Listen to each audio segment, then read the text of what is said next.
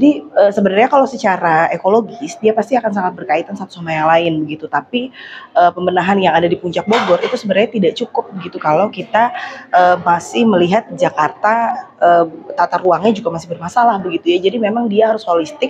Itu ciri khas dari mengatasi persoalan lingkungan, itu dia harus selalu holistik dari hulu ke hilir, itu harus dibenahi dengan baik begitu. Jadi kalau misalnya serapannya sudah cukup baik, misalnya di daerah puncak karena sudah ada pembenahan, tentu saja limpasan air yang harus masuk ke dalam mainstream sungai itu juga pasti akan mengalir begitu sesuai debitnya ke wilayah-wilayah yang ada di Jakarta. Oleh karena itu di Jakarta juga tidak bisa didiamkan, tetap harus ditertibkan beberapa hal begitu ya, seperti memperbaiki dan memulihkan sempadan sungai, kemudian juga mengajak masyarakatnya untuk sama-sama begitu ya, untuk tidak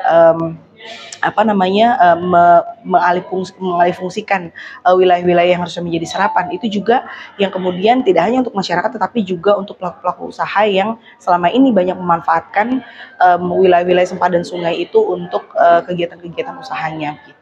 Sungainya tentu harus dipulihkan karena juga kan sungai kita hari ini kapasitasnya juga menurun ya, debit yang bisa ditampung juga sangat menurun. Artinya perlu ada upaya-upaya yang dilakukan untuk revitalisasi atau menaturalisasi begitu.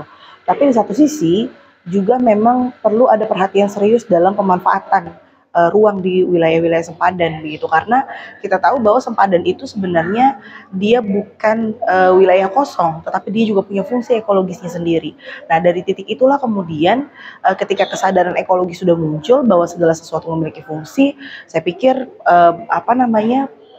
persoalan-persoalan lingkungan terutama banjir yang ada di Jakarta itu bisa diatasi. Nah sekaligus juga mungkin perspektif yang harus diubah dari tingkat pemerintah sendiri.